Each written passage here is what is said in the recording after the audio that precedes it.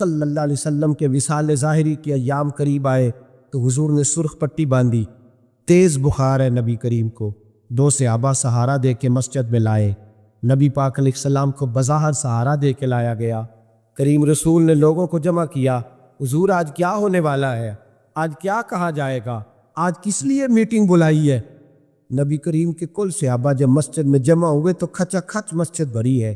وصال ظاہری سے چند یوم پہلے کی بات، نبی پاک نے فرمایا آج تمہیں کوئی جہاد کی ترغیب نہیں دینی، آج کوئی نیا پیغام نہیں دینا، آج تمہیں بتانا ہے کہ رب نے اپنے بندے کو اختیار دیا ہے، چاہے تو دنیا میں رہے، چاہے تو اس کی بارگاہ میں حاضر ہو جائے۔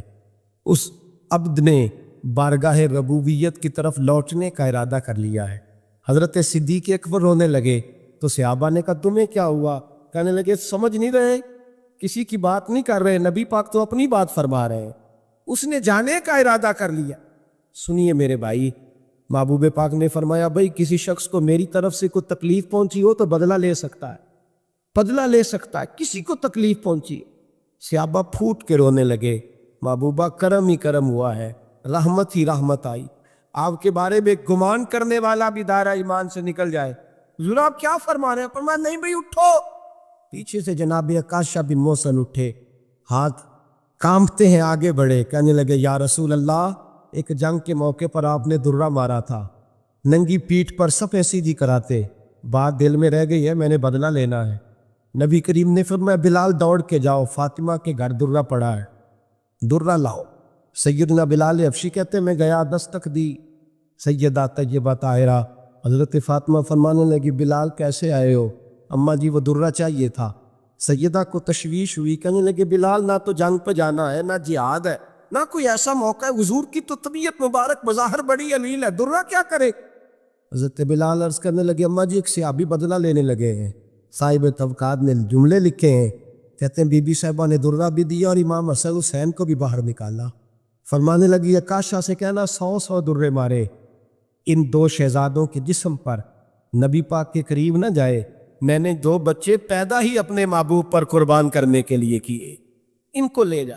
حضرت بلال کہتے میں 2 شہزادے لے کے آیا، اور جب دروازے میں لے کے پہنچا تو نبی پاک نے دیکھا تو آنکھوں میں آنسو آ گئے، فرمایا ان کو بٹھا دو، مجھے پتہ ہے فاطمہ نے کیا کہہ کے بھیجا ہے۔ حضرت سیدنا بلال فرماتے درہ میں نے جناب عکاشہ کو دیا، حضرت عکاشہ درہ لے کے آگے جو بڑھے تو حضرت ابو بکر صدیق نے ان کے پیروں پہ ہاتھ رکھا، فرمایا عکاشہ میری طرف آ یا مجھے مار درے، نبی پاک کے قریب نہ جا۔ مصطفیٰ کریم نے فرمایا ابو بکر تو ہٹ جا، اسے آنے دے۔ فرماتے ہیں میں چند قدم آگے گیا تو مولا علی شیر خدا نے میرے پیر پہ ہاتھ رکھا، کہنے لگے عکاشہ سوچ تو صحیح تو کیا کر رہا ہے؟ حضور نے فرمایا علی ہٹ جاؤ، میرا اور ان کا معاملہ ہے۔ جناب عکاشہ آگے بڑھ رہے، نبی کریم نے فرمایا میں اپنی امت کو درس دینا چاہتا ہوں، خبردار خبردار زندگی میں تمہارے ہاتھ سے زبان سے کسی کو تکلیف نہ پہنچنے پائے، خبردار یاد رکھنا وہ معاشرے بگڑ جاتے ہیں، وہ معاشرے تباہ کر دیے جاتے ہیں جہاں ظلم ہوتا ہے، جہاں زیادتی ہوتی ہے، جہاں لوگوں کو ستایا جاتا ہے۔ محبوب کریم کے قریب آئے حضرت عکاشہ، حضور میری پیٹھ ننگی تھی، آپ بھی ذرا کپڑا ہٹائیے۔ نبی کریم نے پیٹھ سے کپڑا ہٹایا، جناب عکاشہ نے درہ جو اٹھایا تو صحابہ کی چیخیں نکلی، حضرت عکاشہ نے درہ دور پھینکا، حضور کے بطن اطہر سے لپٹ گئے، چومنے لگے، کہنے لگے حضور وہ تو صفیں سیدھی کراتے لگ گیا تھا، آپ نے کہاں مارا تھا؟ یا رسول اللہ میں تو بہانہ بنا رہا تھا کہ جاتی دفعہ مجھے وجود چومنے کا موقع نصیب ہو جائے، مجھے یہ موقع نصیب ہو جائے۔ میرے حبیب نے فرمایا جس نے جنتی دیکھنا ہو میرے عکاشہ کی زیارت کر لے۔ بھائی ظلم کا دروازہ کھلا ہوا اور لوگ بھول جاتے ہیں زیادتی کرتے، وہ بہو سے ہی کیوں نہ کریں، وہ اپنے گھر کے بھول جاتے ہیں کہ شاید پوچھنے والا کوئی نہیں، شاید میزان نہیں لگے گا۔ ایران کے بادشاہ نے اپنے بیٹے کو پڑھانے کے لیے ایک استاد صاحب کا بندوبست کیا۔ استاد صاحب کو کہا کہ میرے بچے کو دین پڑھائیے، میں چاہتا ہوں کل اس نے عنان حکومت کو سنبھالنا ہے تو یہ دین سے آگاہ ہو جائے، اس کو کچھ سکھائیے، پڑھائیے۔ بہت نیک بزرگ بڑے درویش عالی پڑھانے لگے، اسباق مکمل ہو گئے، دین کے اسباق قرآن مجید پڑھایا، احادیث طیبہ کا درس دیا، اصول فقہ سے روشناس کرایا۔ جب بچے نے مکمل تعلیم حاصل کر لی اور آمین ہو گئی، دستار ہو گئی، فارغ ہو گئے، تو پھر ایک دن استاد صاحب نے کہا بیٹے کل تم نے ضرور آنا ہے، کچھ بات کرنی ہے۔ شہزادہ گیا ملنے استاد صاحب سے، استاد صاحب نے کنڈی لگا لی، ہاتھ میں درہ پکڑ لیا، مار مار کے پورے وجود کو زخمی کر دیا، کوئی غلطی نہیں، کوئی بات نہیں، مارا۔ اب بچہ آیا آ کے بادشاہ سلامت سے کہا کہ ابا جی سمجھ نہیں آئی، بڑا مارا ہے استاد۔ تو سیانے تھے نا بادشاہ، یہاں تو قاری صاحب روز کٹہرے میں کھڑے ہوتے ہیں، مولوی صاحب آپ نے میرے بچے کو کیوں مارا ہے؟ آپ 8,000 کے مولوی ہیں، میرا کئی کروڑ کا بچہ ہے، سویرے بدل لیں گے۔ خبردار آپ نے بچے کو ہاتھ لگایا، اپنی حیثیت میں رہے معذم۔ جو قومیں استادوں کو کٹہروں میں کھڑا کرتی ہیں وہ ترقی نہیں کر پاتا۔ یہ استادوں کو کٹہروں میں روز کھڑا کر کہا ابا جی بڑا مارا ہے، تو والد بڑے سمجھدار تھے، کہنے لگے بیٹا استاد باپ ہوتا ہے، وہ زیادتی نہیں کرتا، کوئی بات ہوگی میں تیرے استاد کو کٹہرے میں نہیں بلاؤں گا۔ اماں سے بات کی، اماں کہنے لگی بیٹا میں تیرے باپ سے کیسے بات کروں، ڈارا۔ وقت گزر گیا، 22 سال بیت گئے، 22 سال گزر گئے، بادشاہ کا انتقال ہوا، شہزادہ تخت پہ بیٹھا، پہلا حکم یہ دیا کہ میرے استاد کو بلاؤ، پہلا حکم۔ استاد جی بوڑھے ہو گئے تھے، چھڑی کے اوپر ڈیگ لگا کے آئے اور بھمیں سفید ہو کے جھک گئی تھیں، یوں آنکھ کھول کے بڑی مشکل سے دیکھا، کہنے لگے شہزادے حکم ہو۔ کم میں شہزادہ نہیں، اب میں بادشاہ بن گیا ہوں۔ استاد جی 22 سال بیت گئے، آپ نے مارا تھا، پر وہ درد چونکہ زیادتی کی تھی، میرا قصور کوئی نہیں تھا، تو نہ میری روح سے درد گیا ہے نہ میرے جسم سے گیا ہے، میں بے اختیار تھا، پوچھ نہیں سکتا تھا، آج با اختیار ہوا ہوں۔ سب سے پہلے پہلا حکم آپ کو دیا، بلایا ہے، بتائے کیوں مارا تھا، کیوں مجھے مارا تھا، میری زیادتی بتائے۔ تو بوڑھے استاد کی آنکھیں آنسوؤں سے بھر گئی، کہنے لگے بیٹے بس آج کے دن کے لیے مارا تھا، یہ جو دن آ گیا نا میری زندگی میں اس لیے مارا تھا، یہ میں چاہتا تھا میری زندگی میں وقت ہے آج کے، بس میری مراد پوری ہو گئی۔ کہا صاحب کس لیے، مجھے بھی سمجھائے۔ آپ فرمانے لگے کتنی دیر ہو گئی تجھے مار کھائے ہوئے، کتنا زمانہ بیت گیا؟ کہنے لگا 22 سال۔ فرمایا زخم بھولے تو نہیں، درد ختم تو نہیں ہوئی، تمہیں بات ایک منٹ کے لیے بھی تمہارے حافظے سے محو تو نہیں ہوئی؟ کہ استاد جی روز رات کو یاد آتا، روز خیال آتا تھا۔ استاد کہنے لگے بھائی تو بے اختیار تھا، پوچھ نہیں سکا، 22 سال تجھے یاد رہا، مجھے پتا تھا تو ایک دن حکمران بنے گا، میں نے تجھے اس لیے مارا تھا کہ بیٹے یاد رکھنا، کسی پہ ظلم نہ کرنا۔ اگر تجھے 22 سال تک یاد رہا ہے تو جس پر تو ظلم کرے گا اسے بھی قیامت تک یاد رہے گا۔ اور یہ یاد رکھنا تو آج با اختیار ہوا تو تو نے مجھے بلا لیا ہے، قیامت کے دن غریب با اختیار ہو جائیں گے، مظلوم با اختیار ہو جائیں، وہ با اختیار ہوگے باللہ الواحد القہار، رب کریم کی بارگاہ کے اندر ان کا اختیار ہوگا کہ انہیں اللہ کی حکمرانی ہوگی۔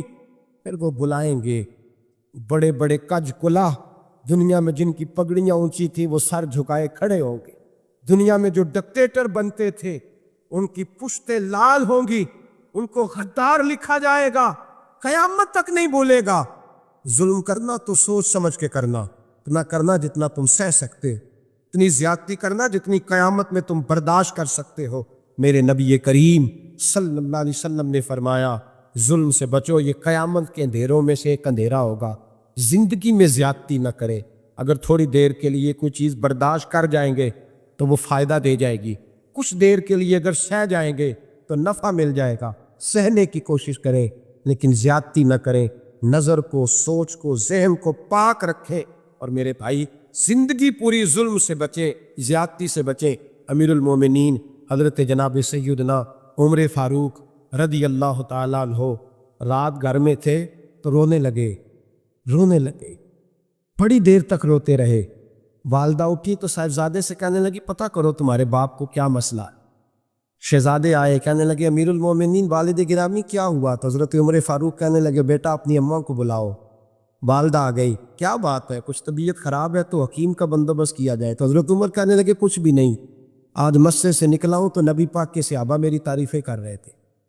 یہ حضرت فاروق اعظم کے وصال کے قریب کے دن ہے، تعریف ایک تو حضرت یہ رونے کی بات ہے کہ خوش ہونے کی؟ آپ فرمانے لگے نہیں، سوچتا ہوں بار تو میں اچھا رہا ہوں، پتہ نہیں گھر میں ہی کوئی زیادتی نہ ہو گئی ہو، پتہ نہیں تمہارے ساتھ بھی میرے معاملات ٹھیک تھے کہ نہیں، صحابہ تو تعریف کرتے ہیں، رو رہا ہوں تمہاری وجہ سے ہی نہ ہونا چاہوں، بیوی ہی نہ کہے میرا حق ہی ادا نہیں کیا۔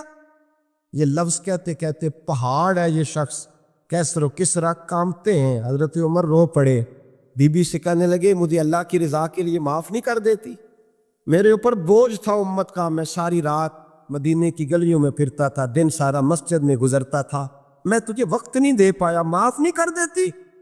तो जोजा कहने लगी नहीं उमर, मैंने भी जिंदगी में अपना कोई सुख चैन नहीं देखा, कोई चाव पूरा नहीं किया, मैं कैसे माफ कर दूं, मैं नहीं माफ कर दी। हजरत उमर जमीन पे बैठ रोने लगे, कहने लगे चल माफ कर दे। कहने लगे एक वादा करो, कयामत के दिन रब करीम की बारगाह में मेरी सिफारिश करोगे, अल्लाह की बारगाह में अर्ज करोगे कि अल्लाह अच्छी थी, मुझे कपड़े धो के देती थी, रोटी पका के देती थी, मेरी इज्जत की मुहाफिज थी। जनाब उमर कहने लगे तेरे साथ वादा है, रब अपने फजल से उमर को जन्नत देगा तो उमर तुझे जन्नत में साथ लेकर के जाए, तेरे साथ वादा है। अरे भाई, जिनके दिलों में एहसास था कि हमसे कुछ ज्यादती ना हो जाए किसी जगह, वो तो यहाँ तक मामला करते थे, यहाँ तक उनका ख्याल रहता था। अजीज़ों, एक तो नज़र में हया पैदा करें, वालिदैन की बहुत बड़ी जिम्मेदारी है। लाखों बच्चे मर्जी की शादियाँ कर रहे हैं, हज़ारों घर उजड़ रहे हैं। ये वो वाला जहर है जो हर घर में तेज़ी से फैलता चला जा रहा। पहले हम कहते थे कि बच्चा बाहर ना निकले, अब कहते हैं अल्लाह कहीं मोबाइल लेके तनहा ना बैठ जाए, कहीं तनहा ना बैठ जाए, क्या बनेगा इसका अगर ये गंदगी और ये ऐसा नशा है तो उजाड़ के रखते।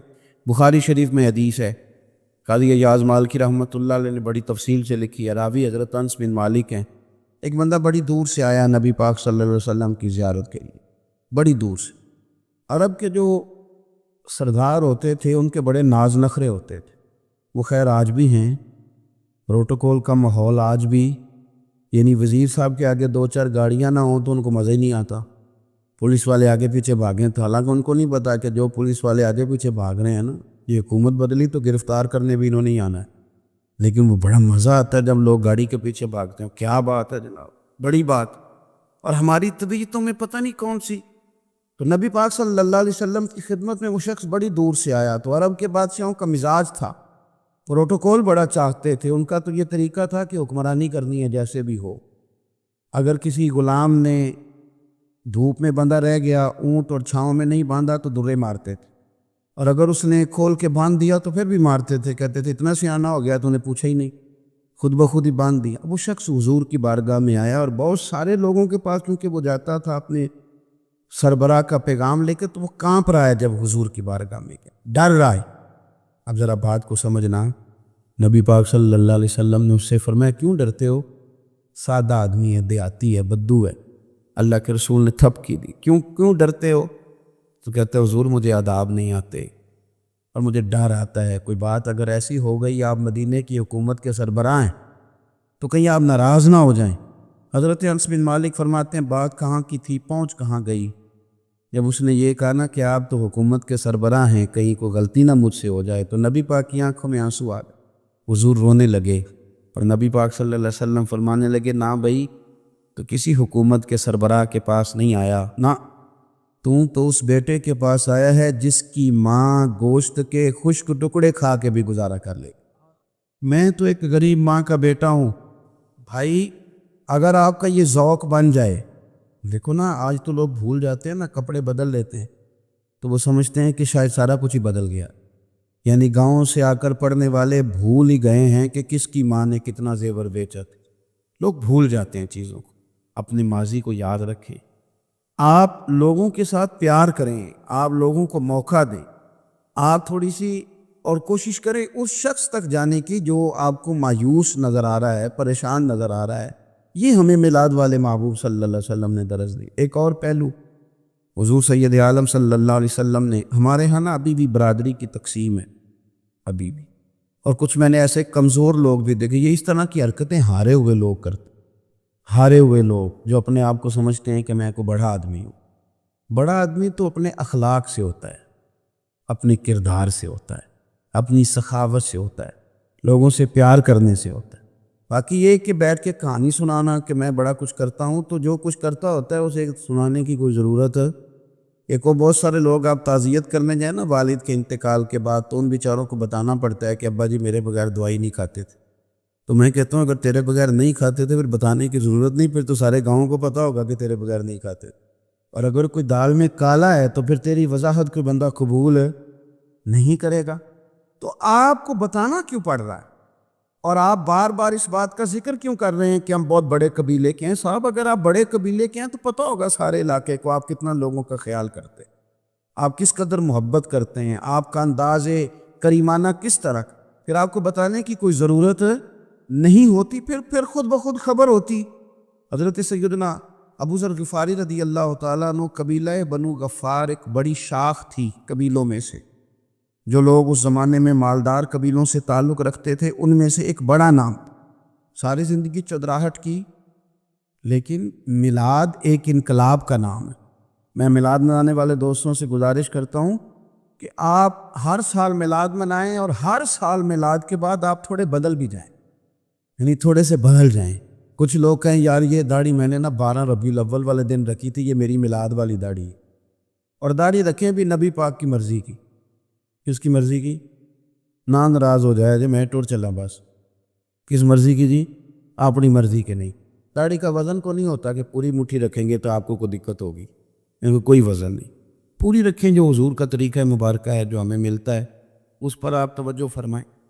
تو میں جو بات عرض کرنے جا رہا ہوں وہ میلاد انقلاب ہے. حضور سید عالم صلی اللہ علیہ وسلم کی بارگاہ میں آنے سے پہلے لوگ کچھ اور ہوتے اور یہاں سے ہو کے جاتے تھے تو پھر ان میں تبدیلی آتی تھی. میں سارا دن کرامتیں سناؤں نا کسی کو اپنے پیر صاحب کی اور اپنے گھر میں بھی کہ میرے حضرت بڑے، میرے استاد بڑے، لیکن بیوی کے ساتھ اگر میں ترش لہجے میں بات کروں گا تو وہ کہے گی ایسے سکھاتے ہیں تینوں پیر صاحب. دوست کہیں گے یہ سکھاتے ہیں آپ کی کہانیاں نہیں چلتی، آپ کا کردار چلتا ہے. حضرت ابو ذر غفاری رضی اللہ تعالیٰ عنہ فرماتے ہیں چونکہ میں چودھری تھا، سیدنا بلال حبشی رضی اللہ تعالیٰ عنہ کے پاس میں بیٹھا تھا. کسی بات میں بات آگے بڑھی اور بڑھتے بڑھتے بات شکرنجی تک چلی گئی. رائے کے اختلاف نے باتوں میں تلخی پیدا کر دی اور جب تھوڑے لفظ اور تیز ہوئے تو میں نے انہیں کہہ دیا چپ کر، تو ابشن کا بیٹا ہے. کس کے بیٹے تھے حضرت بلال؟ کہتے ہیں جب انہوں نے مجھے کہا میرا دل بڑا ٹوٹا کہ میں نے ارادہ کیا کہ میں نے حضور کی بارگاہ میں نہیں عرض کرنی. اب ہر بات کی ہم حضور کی بارگاہ میں شکایت کریں. لیکن میں جا کے مسجد میں بیٹھا اور جب سرکار آئے نا، ارادہ نہیں تھا کہ عرض کروں گا، لیکن حضور کا چہرہ دیکھا تو دکھ میرا خود ہی تازہ ہو گیا. رونے کا بھی تو تب ہی مزہ آتا نا کوئی اپنا ملے. فرماتے ہیں کہ میرے آنسو نہ بغیر اختیار کے چھلک پڑے اور میں کھل کے روئے، کھل کے. قربان جاؤں محبوب کے بھی حضور نے پاس نہیں بلایا بلکہ نبی پاک اٹھ کے خود میرے پاس آئے اور مجھے کندھوں سے پکڑ کے سینے سے لگایا. اور جب میں کھل کے رو لیا تو حضور میرے آنسو پوچھنے لگے. کچھ شعر ایسے ہوتے ہیں جو کسی نے کہے ہوتے ہیں اور کہنے والا جو ہوتا ہے وہ صاحب حال ہوتا ہے، تو اس میں کچھ خوبصورتی زیادہ ہی ہو جاتی ہے. ایک پنجابی کے شاعر ہمارے گجرات میں گزرے، بزرگ تھے، ان کا ایک شعر ہے، وہ کہتے ہیں ایک باری میری آنکھیاں چوں انہوں نے اتھرو پونجے سن. ایک باری میری آنکھیاں چوں انہوں نے اتھرو پونجے سن، ہن تے چسکا پی گیا رونے دا. ایک باری میری آنکھیاں چوں انہوں نے اتھرو پونجے سن، ہن تے چسکا پی گیا رونے دا، تے ہر ویلے آہو زاری دا. تو میں روز رونے لگا ہوں. مزہ ہی بڑا آیا ہے جب سے محبوب نے چپ کرانا شروع کیا میرے عزیز. اور پھر حضرت بلال حبشی رضی اللہ تعالیٰ عنہ چونکہ حضور کے غلام تھے اور انہیں پتہ تھا کہ سرکار میری ناز برداری کرتے ہیں، حضور نے چپ کرایا. فرمایا کیوں روتے ہو؟ تو عرض کرنے لگے یا رسول اللہ صلی اللہ علیہ وسلم اگر میں ابشن کا بیٹا ہوں تو میری تو غلطی کوئی نہیں ہے، یہ تو تقسیم اللہ کی ہے نا. الذی خلقک فسواک فعدلک فی ای صورت ما شاء رکبک. جس طرح وہ چاہتا ہے، جس کو چاہتا ہے اس طرح کی اس کی صورت بنا دیتا ہے. تو مجھے ابشن کا بیٹا کہا جاتا ہے، میری غلطی کیا ہے؟ حضرت بلال نے بھی نہیں بتایا کس نے کہا، لیکن نبی پاک صلی اللہ علیہ وسلم نے کیا فرمایا. امام یوسف صالحی نے لکھا ہے، ذرا غور کرنا بات پر، تسلیاں لوگ اور رنگ میں بھی دیتے ہیں پر یہ تسلی بڑی انوکھی ہے. حضور فرمانے لگے بلال اگر تو ابشن کا بیٹا تو پریشان کیوں ہوتا ہے؟ کالے رنگ والی ماں کا بیٹا ہے تو پریشان کیوں ہوتا ہے اگر تیری والدہ کا رنگ کالا ہے تو؟ عرض کی حضور آپ کیا فرمانا چاہتے ہیں؟ تو سرکار فرمانے لگے میں دو ماؤں کا بیٹا ہوں، ایک جناب آمنہ جنہوں نے مجھے پیدا کیا اور ایک حضرت ام ایمن جنہوں نے میری پرورش کی، مجھے بڑا کیا. حضور فرمانے لگے میری ماں آمنہ کا رنگ گورا تھا اور میری ماں ام ایمن کا رنگ کالا ہے. تو فرمایا اگر تجھے کسی نے کالے رنگ والی ماں کا بیٹا کہا تو اسے کہہ دینا مدینے والی محبوب کی بھی تو ایک والدہ کا رنگ کالا ہے، تو کہہ دینا۔ حضرت بلال کہتے ہیں کہ وہ اس طرح کی تسلی تھی، طفل تسلی نہیں جس طرح کی ہمیں دی جاتی، وہ اس طرح کی خوبصورت تسلی تھی کہ اس کے بعد میرا دل ایسا ٹھنڈا ہوا، پھر کسی کا تانا نہیں رہا۔